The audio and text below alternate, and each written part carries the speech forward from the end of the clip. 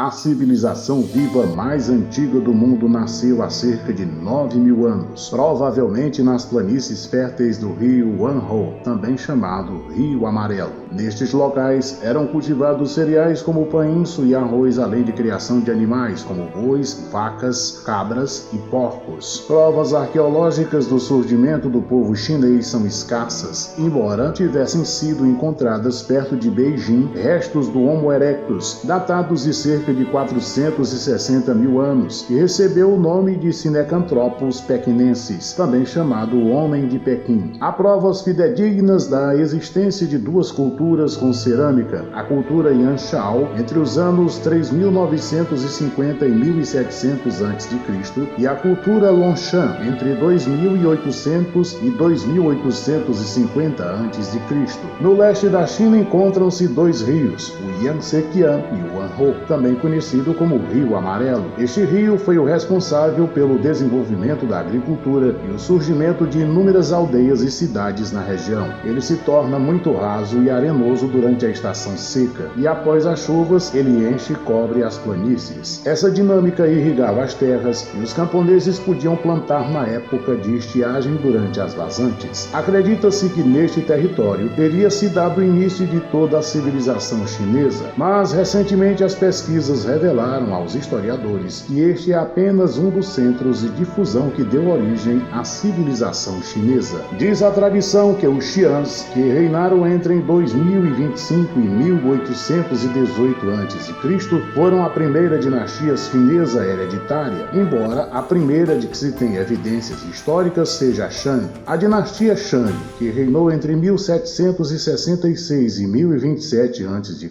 governou no centro e no norte da atual China. Sua capital era Anyang, perto da fronteira norte. A economia era baseada na agricultura, praticavam a metalurgia e o artesanato. A sociedade era aristocrática, à frente sobressaía o rei, que liderava uma nobreza militar. O último monarca Shang foi expulso por um dirigente Zhou, de um estado no vale do rio Wei. Durante a dinastia Zhou, entre 1122 e 256 a.C., a civilização chinesa se estendeu gradualmente em direção ao norte. A grande expansão territorial tornou impossível o controle direto do imperador e a responsabilidade foi delegada a senhores feudais, cada um deles encarregado de governar uma província. Com o tempo, esses estados independentes tornaram-se cada vez mais autônomos. A sociedade era organizada em torno da produção agrícola. Os reis Zhou mantiveram controle efetivo sobre seus domínios até que em 770 a.C.,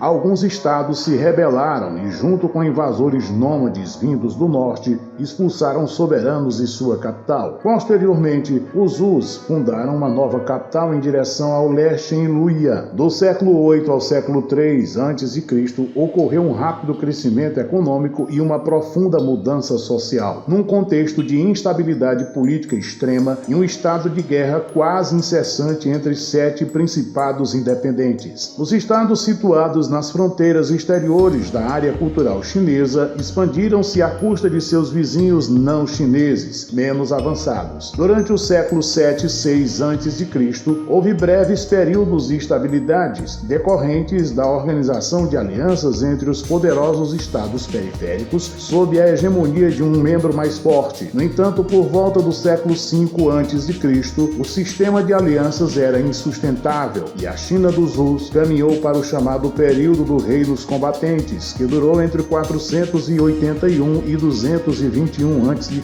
caracterizado sobretudo pela anarquia. A resposta intelectual à extrema instabilidade e insegurança política produziu as fórmulas intelectuais que moldaram o crescimento do Estado e da civilização chinesa durante os 2 milênios seguintes. O mais antigo e influente filósofo do período foi Confúcio, também conhecido no Ocidente como Confúcio. As doutrinas do taoísmo, a segunda grande escola filosófica existente neste período, são atribuídas à semi-histórica figura de Lao Tse e aos trabalhos de Chuang-Tze. Uma terceira escola de pensamento que floresceu neste período e exerceu influência duradoura sobre a civilização chinesa foi o legalismo, que pregava o estabelecimento de uma ordem social baseada em leis escritas e impessoais. Para reforçar esse sistema, batia-se pelo estabelecimento de um Estado no qual o soberano tivesse autoridade incontestável. Legalistas pregavam a socialização do capital, o estabelecimento do monopólio governamental,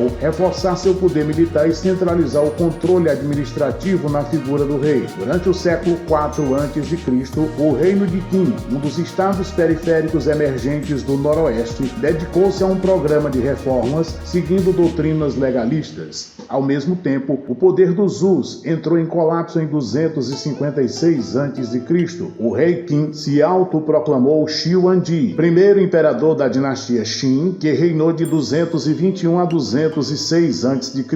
O nome China deriva desta dinastia. O imperador unificou os estados feudais em um império administrativamente centralizado e culturalmente unificado. Aboliram-se aristocracias hereditárias e seus territórios foram divididos em províncias governadas por burocratas nomeados pelo imperador. A capital de Qin transformou-se na primeira sede da China imperial. O primeiro imperador estendeu as fronteiras exteriores, no sul até o delta do Rio Vermelho, no sudoeste dominou as atuais províncias de Yunnan, Guizhou, Sichuan e no nordeste chegou a Lanzhou, na atual província de Gansu. A dinastia Qin teve como grande feito a construção da Grande Muralha da China. Após uma luta pelo poder que mutilou a administração central, o povo levantou-se em rebelião. Liu Ban autoproclamou-se imperador em 206 a.C.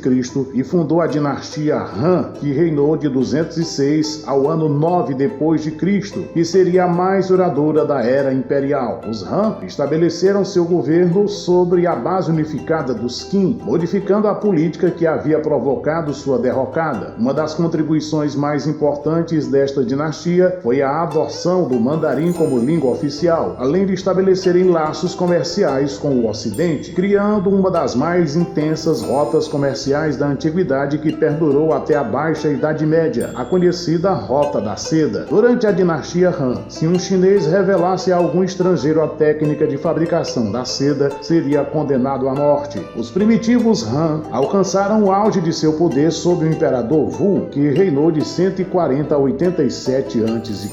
A autoridade chinesa estabeleceu-se ao sul da Manchúria e ao norte da Coreia. No oeste, penetraram no atual território do Cazaquistão. No sul, a ilha de Taiwan passou a ser controle Han e colônias foram fundadas ao redor do delta do Yangtze-Kiang, em Henan e na Coreia. As políticas expansionistas consumiram os excedentes econômicos e impostos foram aumentados, reaparecendo monopólios estatais. As sublevações no campo refletiram o descontentamento popular. Durante este período de desordens, Wan Man estabeleceu-se no poder fundando a efêmera dinastia Qin entre 9 e 23 d.C.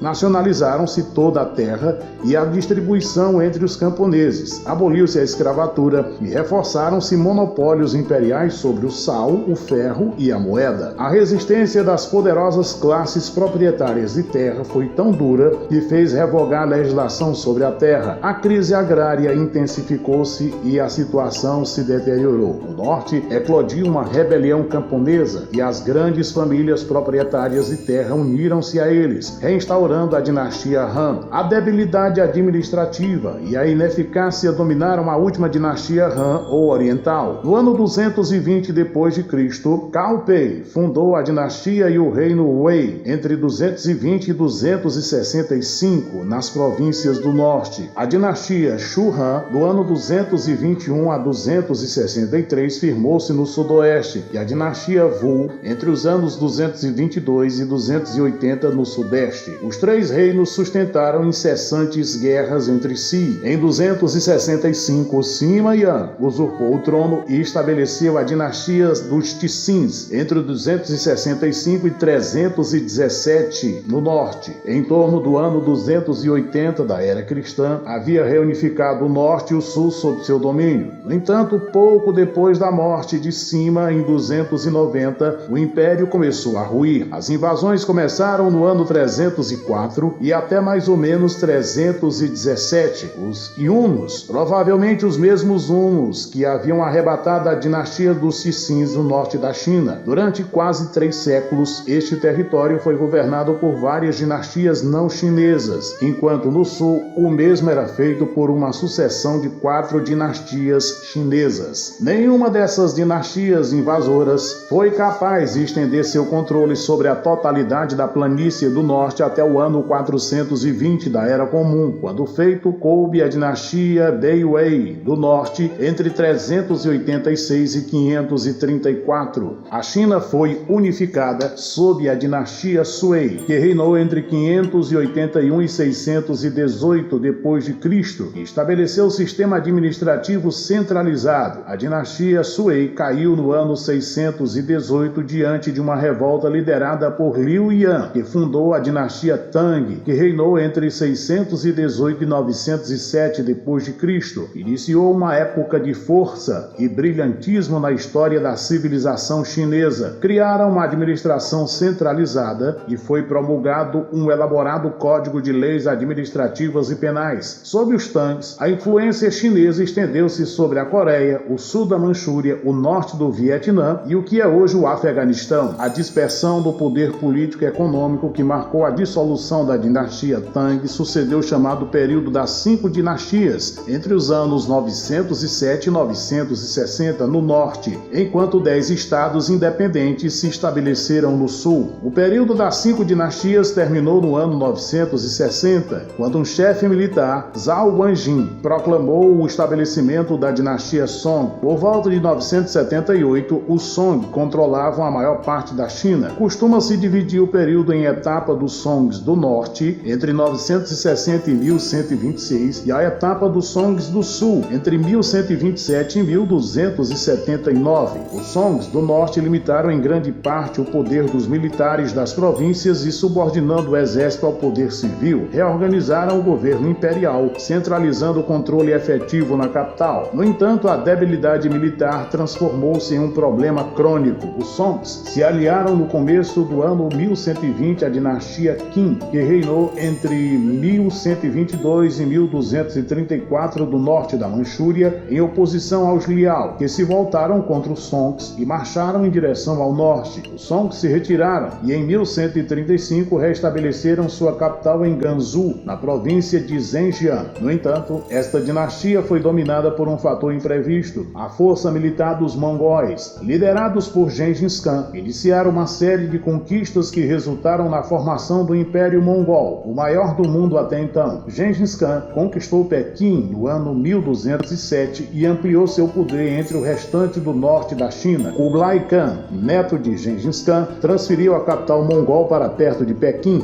de onde governou o império, que se estendia da Europa Oriental até a Coreia e do norte da Sibéria ao sul da fronteira setentrional da Índia. Governadores mongóis governaram a China com o título dinástico de Yuan entre os anos de 1279 e 1368. Na década de 1360, Hongwu estendeu seu poder através do Vale do Yangtze. Em 1371 tomou Pequim e os mongóis se retiraram para o território da Mongólia, de onde continuaram a hostilizar os chineses. Fundada por Wu, a dinastia Ming, que reinou entre 1368 e 1644, revitalizou a civilização dos Tang e dos Songs. Seu poder se consolidou de maneira firme ao longo da Ásia Oriental. Restabeleceu-se o governo civil e o império foi dividido em 15 províncias. A queda dos Ming foi provocada por uma rebelião que explodiu na província de Shanxi, como resultado da incapacidade governamental de proporcionar ajuda em momentos de fome e desemprego. Os Mings aceitaram a ajuda ajuda de Manchu para expulsar os rebeldes da capital, e os manchus negaram-se a abandonar Pequim, o que forçou os Ming a retirar-se para o sul da China. Sob a dinastia Cixin, em 1644, os manchus governaram a China até o ano de 1912, já no século XX, quando foi proclamada a República na China. E então, gostou do nosso vídeo? Se você gostou, deixe seu like, deixe seu comentário. Obrigado pela sua atenção e até o nosso próximo encontro.